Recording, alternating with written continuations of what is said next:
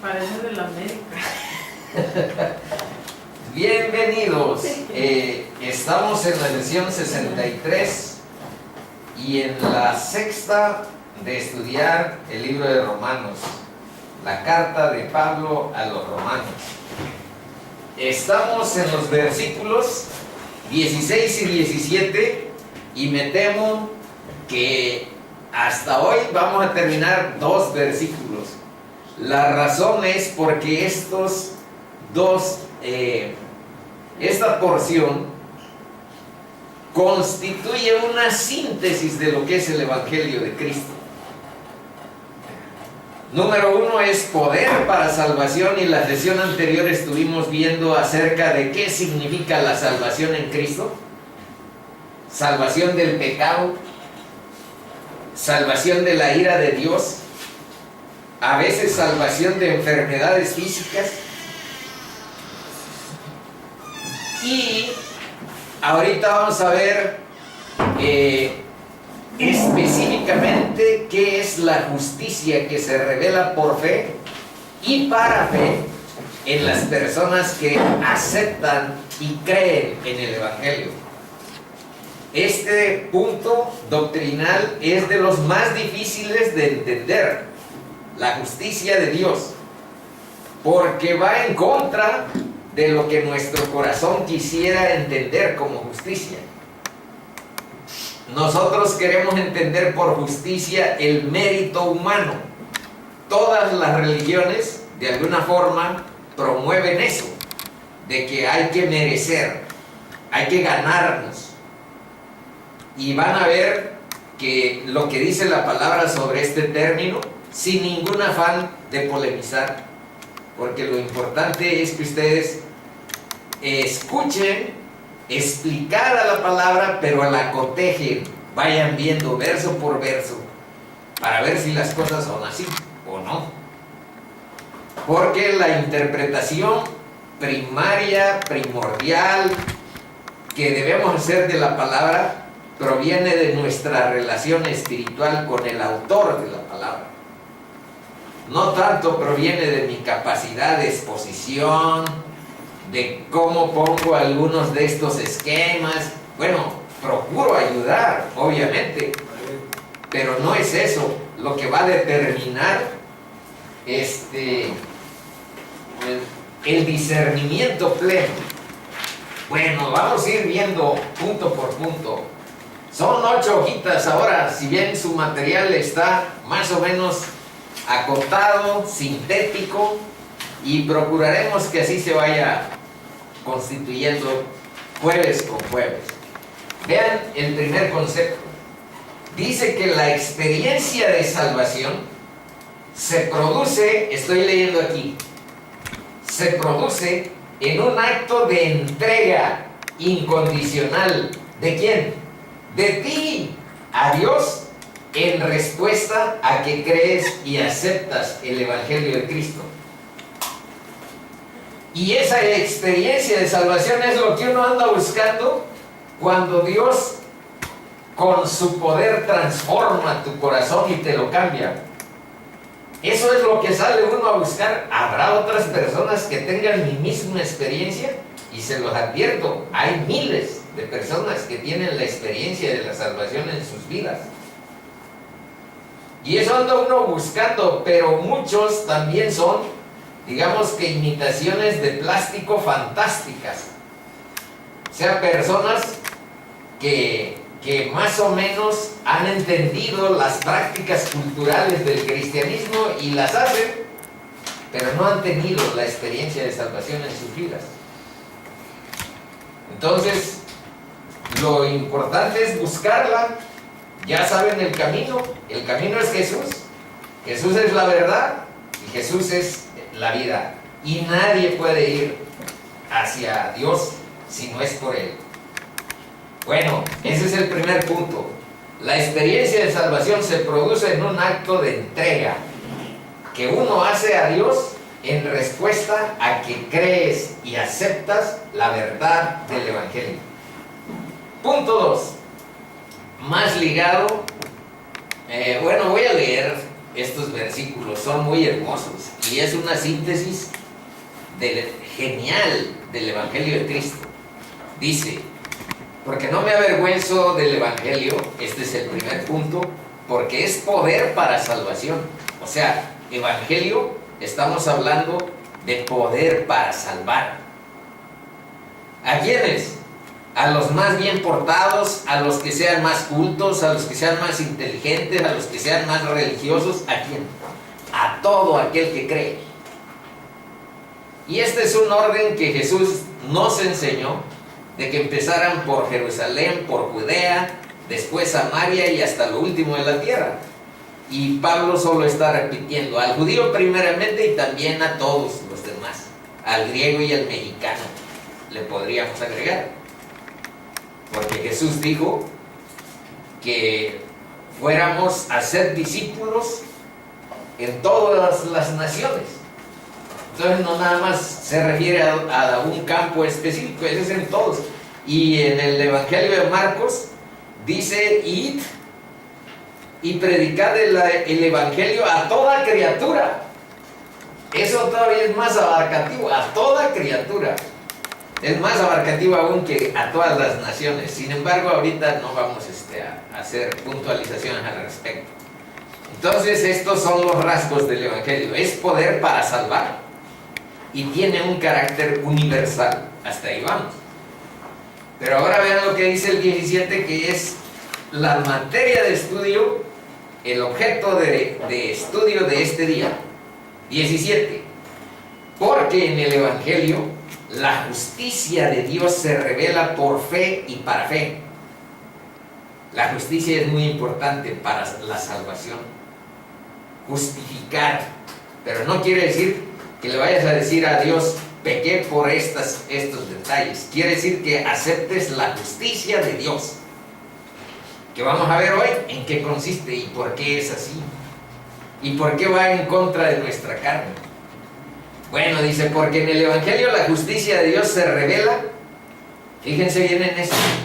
La justicia de Dios se aclara, se despeja, se manifiesta por fe a quienes aceptan, a quienes obedecen al Evangelio, por fe, y para fe, que quiere decir que por toda tu vida tendrás que seguir las verdades del Evangelio por fe. Mas como está escrito, pero como está escrito,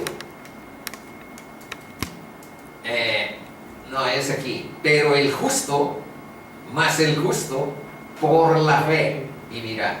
Esto es lo que vamos a analizar hoy, qué es la justicia y qué significa esto de la fe. Y la fe vivirá, por la fe vivirá. Segundo punto, dice, la salvación es esencialmente un acto de fe y de confianza absoluta en Dios, siguiendo a Cristo. Ese es el segundo concepto que aquilaten en sus corazones. No es palabra de Dios, pero es una inferencia sacada de la palabra. Vayan guiándose y contrastándolo, viendo que reflejen o que estén enfocados en la palabra. Ahora vamos a ver el punto 3, que es la materia, les digo, de este día. La correcta relación con Dios, dice, no se basa en lo que nosotros hacemos,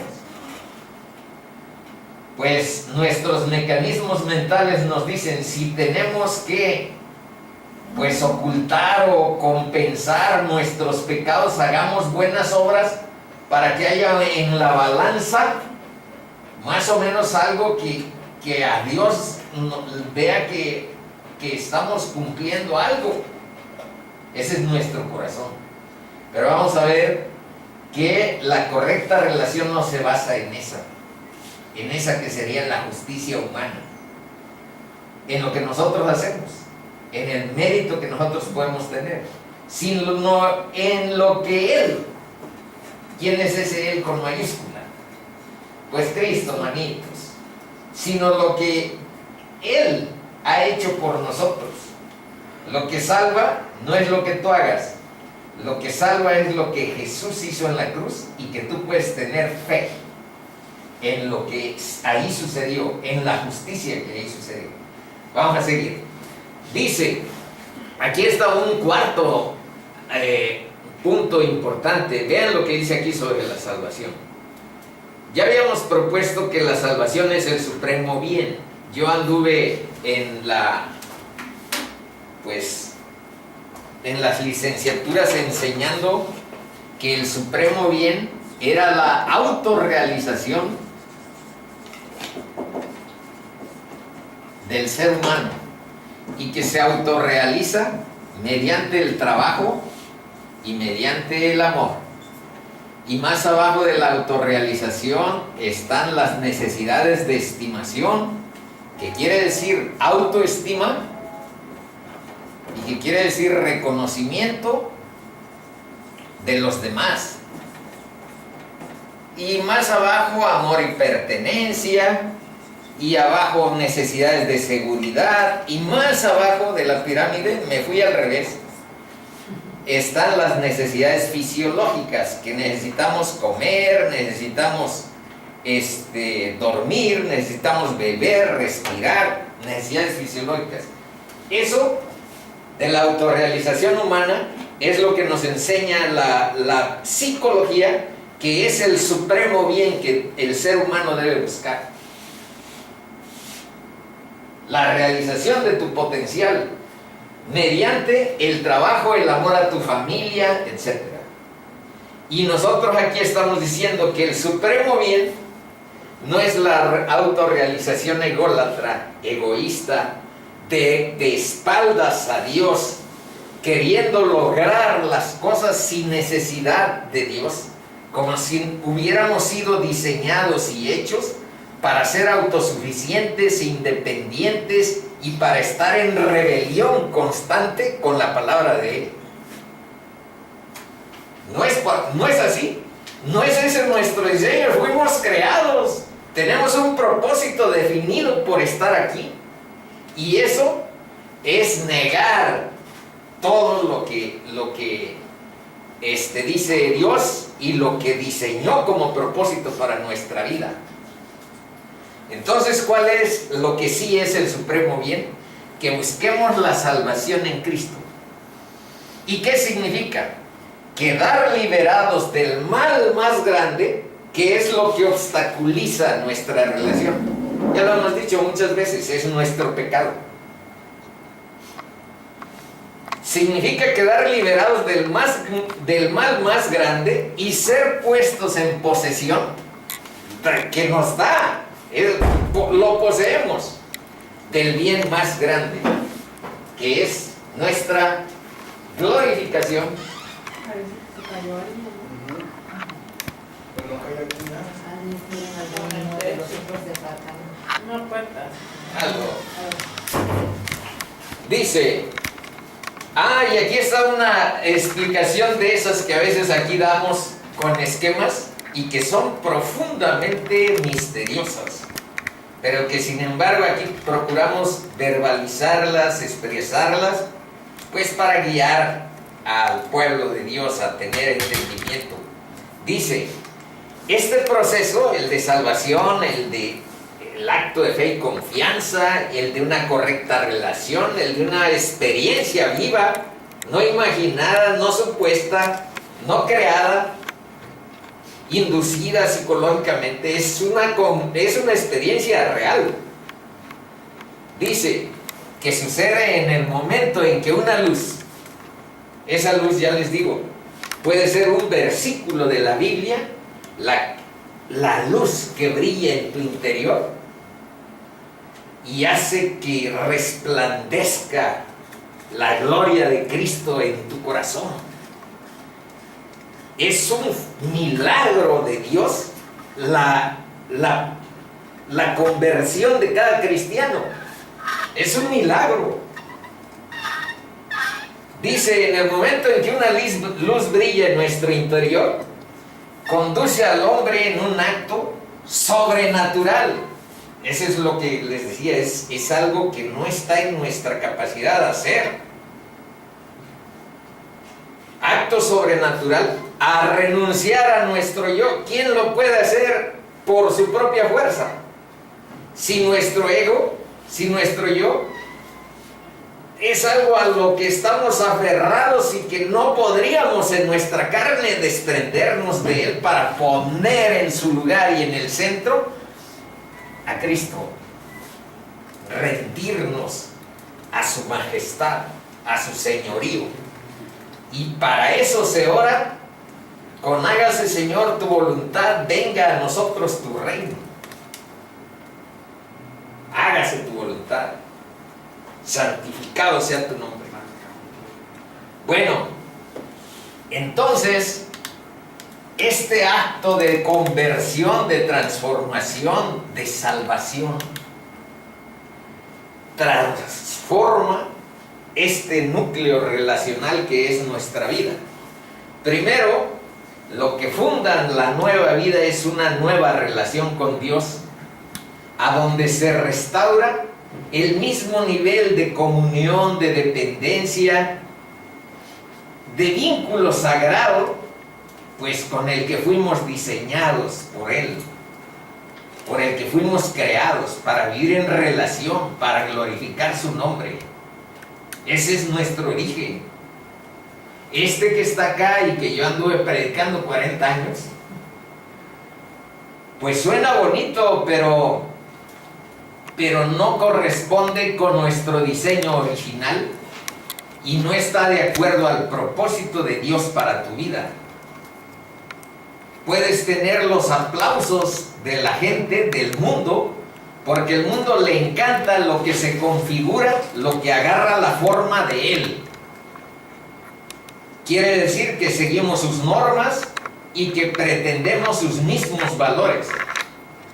Pero lo que Dios indica tiene una sencillez y una profundidad y algo mucho más hermoso y que está claramente expresado en su palabra. No vamos a inventar nada, ni vamos a suponer cosas. Solo hay que indagarlas y hay que meditarlas y hay que orar para que Dios nos vaya dando discernimiento de esas verdades. Entonces, un primer nivel de cambio es nuestra relación con Dios.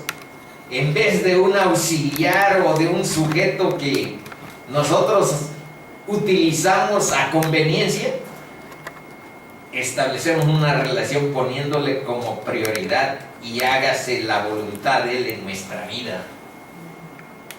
Esa es la relación que funda y que cambia también nuestra relación con nuestro prójimo, con nuestra esposa o esposo, con nuestros hijos, con nuestros vecinos, con nuestros compañeros de trabajo.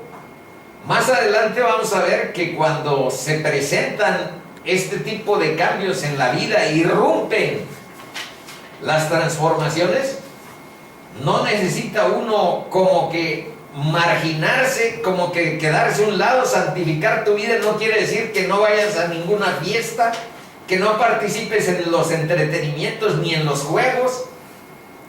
Significa que estemos apartados para realizar el propósito de Dios en nuestra vida, que es simplemente hacer su voluntad y buscar en todo momento estar vinculados y en comunión con Él.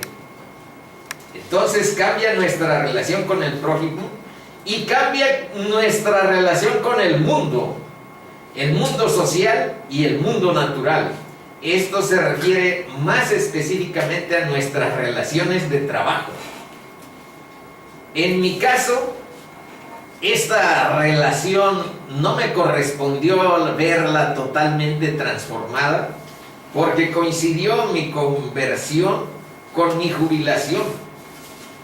Pero eso no quiere decir que no pudieran haber visto en los meses que estuve todavía en el campo, cuando Dios transformó mi corazón, que no hubieran percibido algún nivel de cambio en mis relaciones con ellos.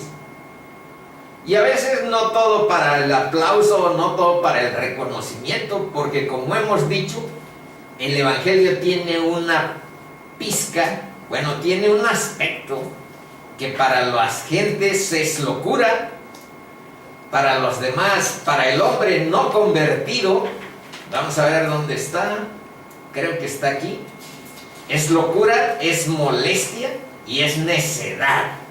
Para el hombre no regenerado, para el hombre natural, el Evangelio, todas estas cosas que vamos a ver, es locura. Y es una molestia. Y es una necedad. Y por eso, a quien haga falta que Dios lo vuelva a parir en términos de volver a ser otra persona, volver a nacer, ser regenerado, pues acudir en los términos que aquí hemos mencionado con cierta frecuencia. Es una actitud de arrepentimiento para con Dios y es fe en nuestro Señor Jesucristo. Bueno, ¿y en qué otros niveles se da este cambio que se suscita cuando tenemos esta experiencia de salvación? ¿En qué otros niveles?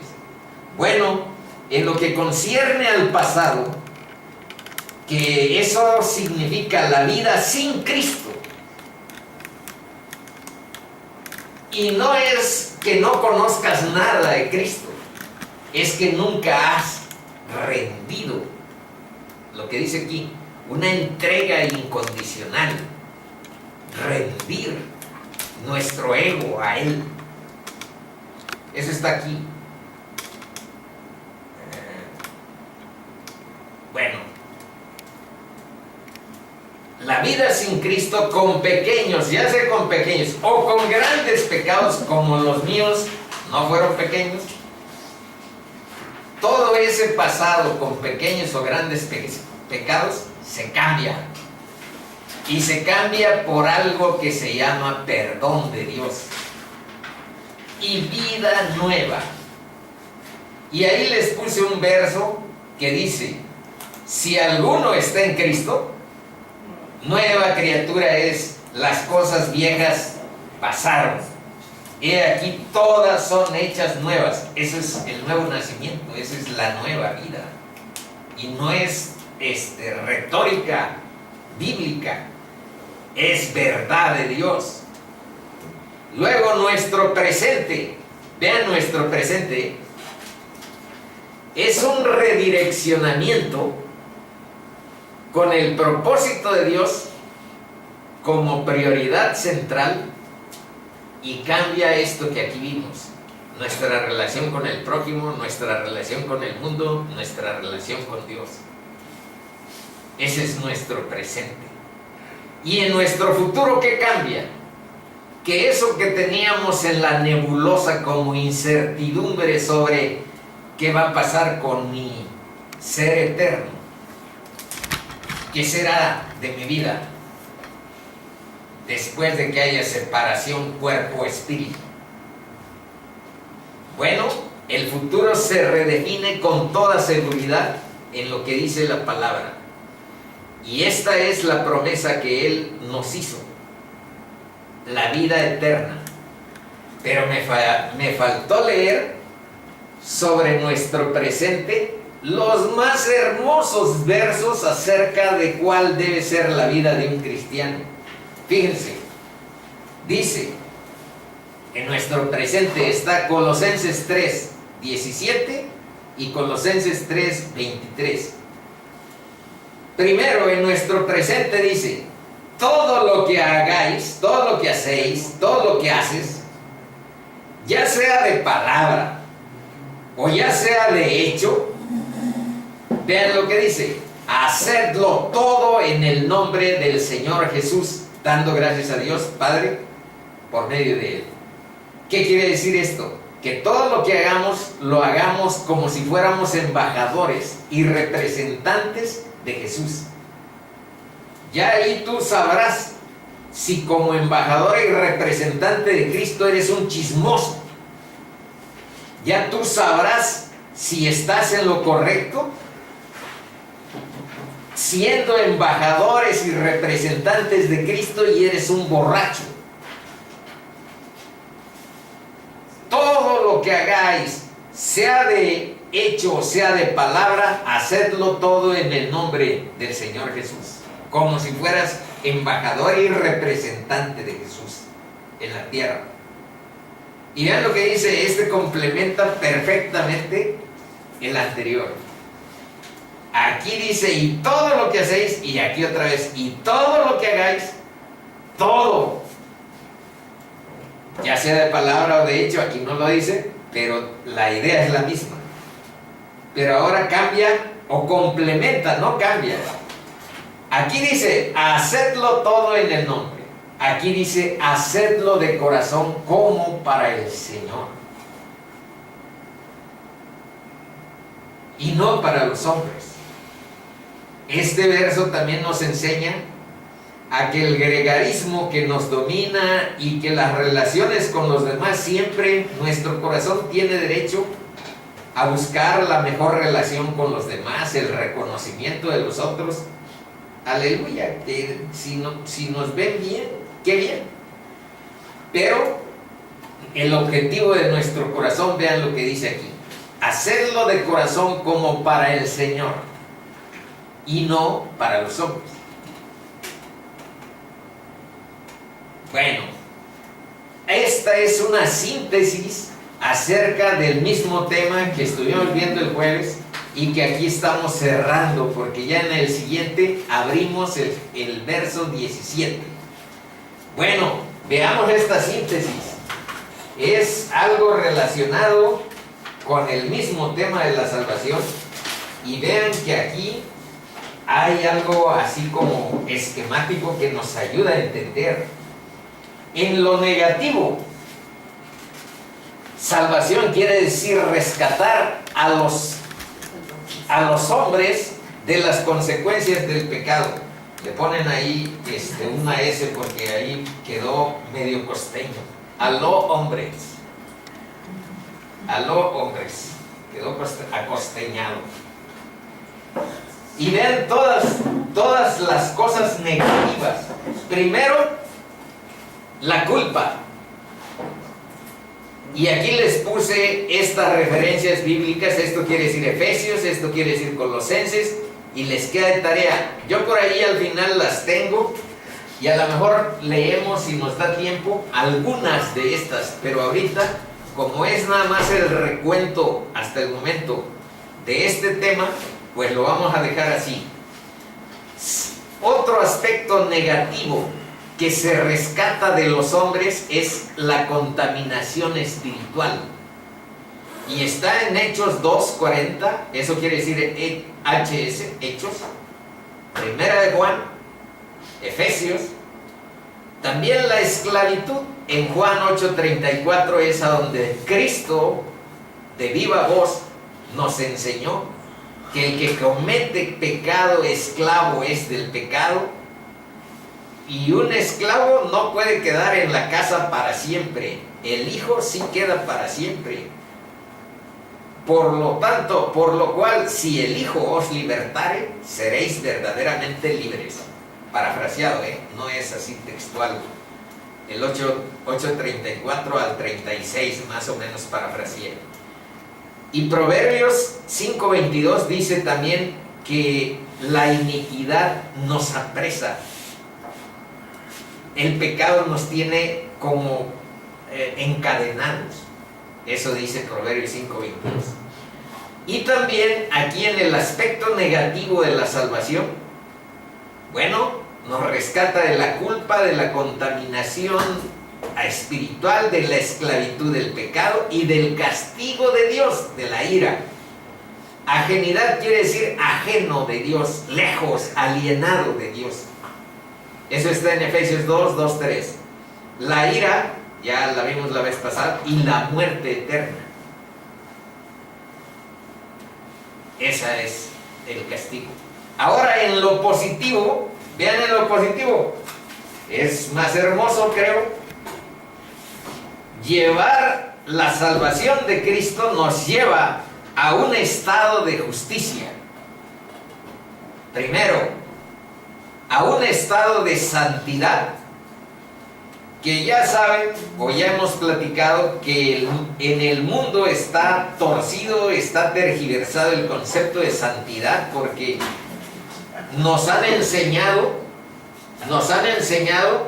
que la santidad tiene que ver con una vida intachable y recta, con que hagas milagros y con que te mueras, porque son los 3 requisitos básicos para un candidato a ser canonizado. Entonces ese es un concepto que no es bíblico, y sin embargo es el que prepondera y domina en la cultura en la que estamos nosotros envueltos. Bueno, también lleva a los hombres a un estado de libertad. Y aquí, a propósito de esta libertad, vean lo que encontré en un libro acerca de la libertad cristiana. Dice: ser libre es haber aprendido a amar. Libertad es escoger amar. Escoger amar. No son muchas formas de escoger. Esa es una libertad acotada, pero es una libertad hermosa. Libertad para amar a otros, aún a los no amables, en y por medio de Dios. Libertad para amar a Dios como lo prioritario.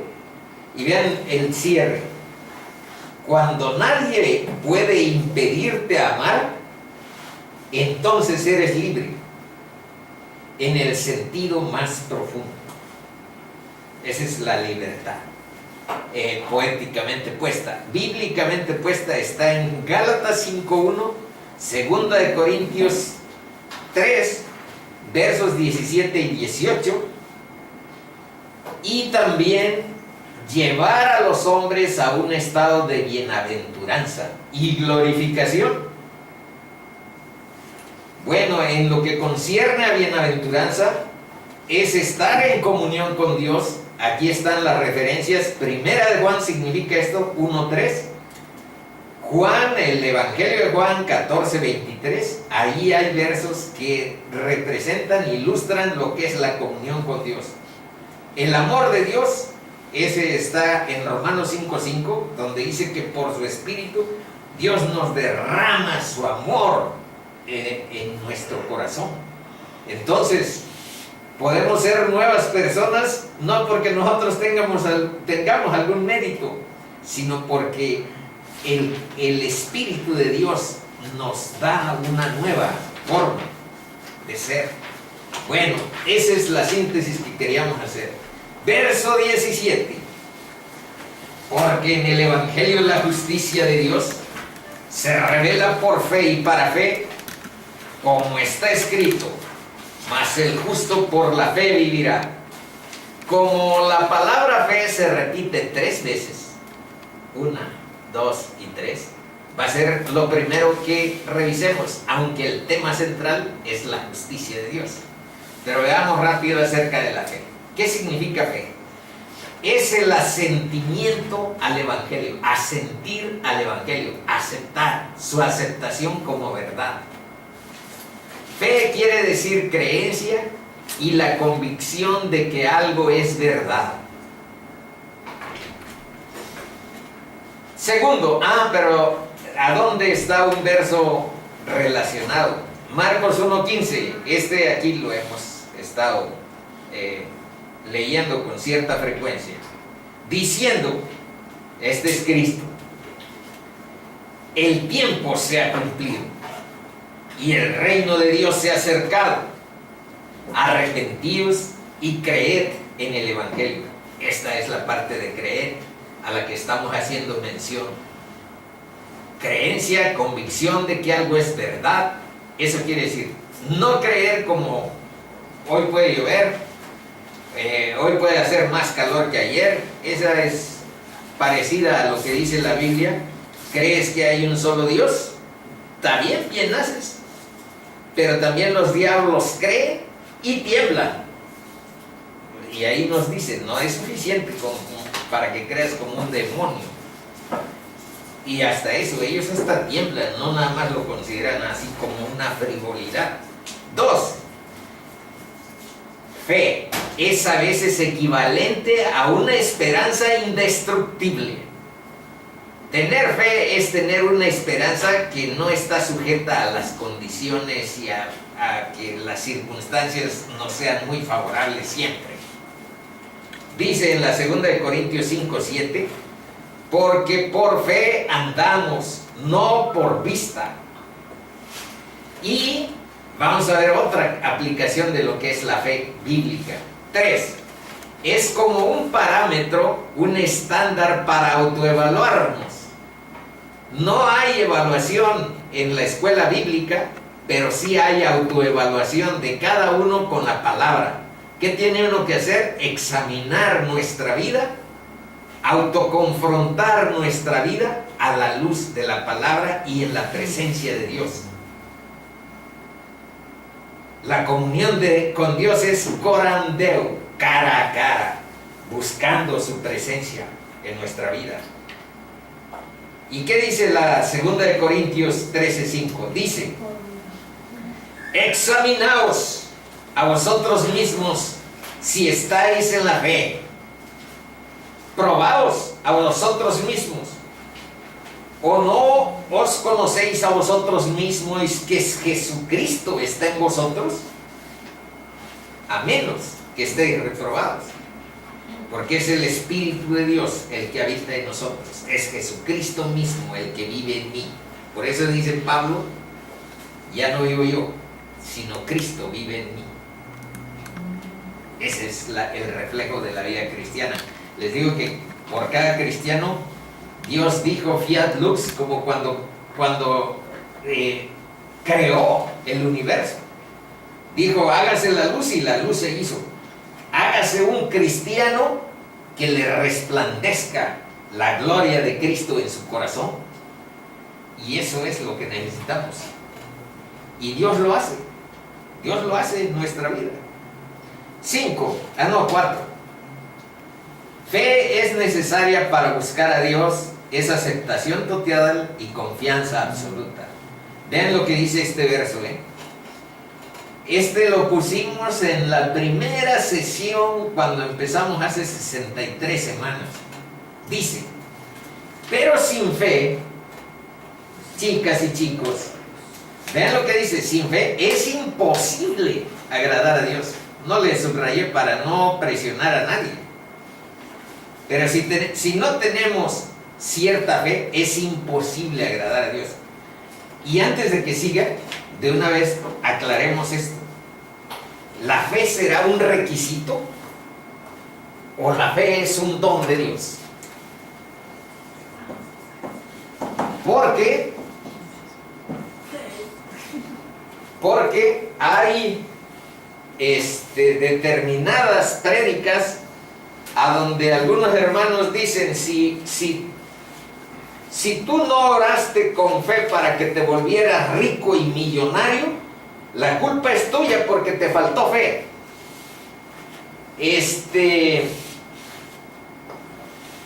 Yo quiero que me alivies de tal y tal, y no me alivié. El problema es porque te faltó fe. Y entonces es ¿cómo les diré? Como un círculo vicioso que pone en cierto predicamento la fe como un requisito. Y no es un requisito. En realidad no necesitamos más fe que como un grano de mostaza. Eso dijo Cristo. Nos basta un poco de fe. No es que tengas la gran fe. Nadie la tiene. Es un don de Dios. La palabra dice que es un don de Dios, no es un requisito. No es para que alguien te esté reprochando, es que te faltó fe. No es eso, nunca es eso. Es que debemos buscar y aceptar la misericordia de Dios. Eso sí es. Lo otro es falsedad humana, trampas que nos ponemos los humanos para sacar dinero. Bueno, ahora sí continúo, dice, pero sin fe es imposible agradar a Dios, porque es necesario. Fíjense, imposible, necesario, son palabras fuertes. Sin fe es imposible agradar a Dios. Es necesario que el que se acerque a Dios crea que le hay. Y no nada más que crea que le hay, sino que es galardonador de los que le buscan. Les da vida eterna, nos da salvación y de paso nos sana. Como vimos la vez anterior, de que hay ocasiones en que, como aquella chica que iba porque tenía flujo de sangre, o como aquel paralítico que bajaron, Cristo le dice primero, de todas maneras, tus pecados te son perdonados. ¿Por qué? Porque nuestra naturaleza es lo importante, y lo demás por añadidura a veces Dios no lo da. A mí me lo dio, y vivo por la gracia de Dios. Bueno, ¿cuál es la correcta relación con Dios? Ahora vamos al término: la justicia de Dios se revela por fe y para fe. En el libro de Job ya se presenta esta búsqueda, y dice este Job: ciertamente yo sé que es así. ¿Y cómo se justificará el hombre con Dios? ¿Cómo nos vamos a establecer una relación recta con el Santísimo? ¿Cómo vamos a tener una relación recta con el justo? Absolutamente justo. Ese es el problema. Y vean lo que dice el Salmo 143.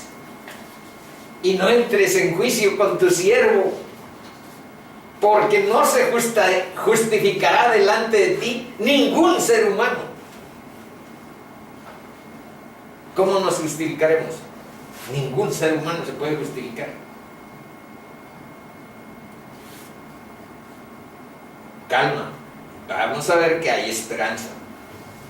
Pero primero veamos otro del Viejo Testamento. En Habacuc 2:4 casi se dice lo mismo que aquí, que está repitiendo Pablo en el verso 17. Vean: he aquí que aquel cuya alma no es recta, pero vean que ahí dice: el cuya alma no es recta se enorgullece. Ese es el impío, el no salvo. Queda en el orgullo de su propia justicia, de sus propios méritos. Esa es la primera parte. He aquí que aquel cuya alma no es recta se enorgullece. Y vamos a ver ahí más adelante a los escribas y los fariseos como ejemplos del orgullo espiritual. Pero el orgullo espiritual no nada más es de los escribas y de los fariseos. Esos son los impíos. Esos son los orgullosos espirituales.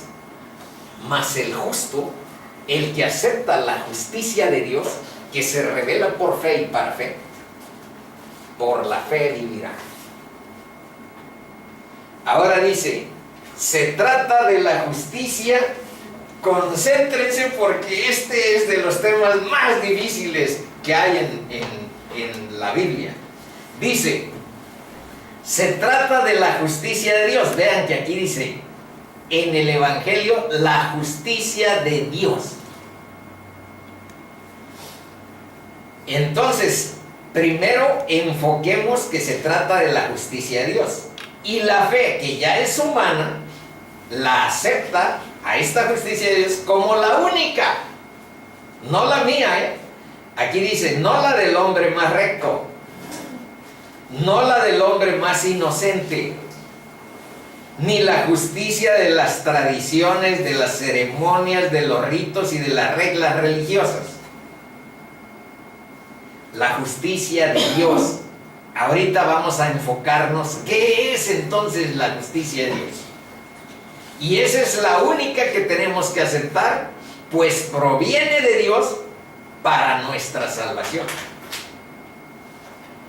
Dice, aquí lo aclara un poco Jesús. Dice: porque os digo que si vuestra justicia, ¿la de quién? Pues la tuya y la mía. Si vuestra justicia no fuere mayor que la de los escribas y fariseos, no entraréis en el reino de los cielos. Y ahora vamos a ver que estas son, no porque quieran estigmatizarla en relación a un trasfondo de lo que nosotros provenimos, sino que estas son justamente la justicia de los escribas y de los fariseos. Pero os digo que si vuestra justicia, estamos hablando de la justicia, si la justicia no fuere mayor que la de los escribas y fariseos, no entraréis en el reino de los cielos. Eso dijo Jesús. Y ahora vean, aquí están los escribas. ¿Quiénes eran los escribas? 3 rasgos para que ustedes se ubiquen y vayan viendo lo que no es la justicia de Dios, porque siguen vivos estos puntos. Primero, los escribas preservaban la Biblia, la escritura, la ley, y la copiaban minuciosamente y escrupulosamente para no tener ninguna alteración. Pero no nada más la copiaban, por eso se llaman escribas, sino que la estudiaban con rigurosidad. 2, esos escribas también eran maestros, eran rabinos, y enseñaban a muchos discípulos en las sinagogas. De hecho, son los escribas los que crearon el sistema de sinagogas en el pueblo judío. Y en el templo, funciones aparte con el sumo sacerdote y los sacerdotes, funciones de enseñanza las tenían los escribas como doctores de la ley. Y tercero, aplicaban la ley como intérpretes especializados, eran hasta doctorados, se sabían de memoria, pues estaban escribiendo durante toda su vida cosas que venían de la Biblia para que hubiera copias suficientes en distintos manuscritos. Bueno, pues se aprendían de memoria grandes porciones de la Biblia. Aplicaban la ley como intérpretes especializados y los llamaban a juzgar. Oye, hermano, entre esto y esto, ¿tú qué dices? ¿Qué dice la palabra? Eran como jueces. ¿Y qué dijo Cristo sobre estos? Vean, Lucas 2:46. Dice, y aconteció que 3 días después, esto es cuando se perdió el chamaco, Jesús, iban ya de regreso José y María, y dijeron, bueno, pero ¿y dónde está el chaval? Y se tuvieron que regresar, y ahora vean, lo hallaron en el templo, sentado en medio de los doctores de la ley, esos son los escribas, oyéndoles y preguntándoles. Esa es la genialidad de un chaval que tenía inquietudes con las cosas de su padre. Eso dijo.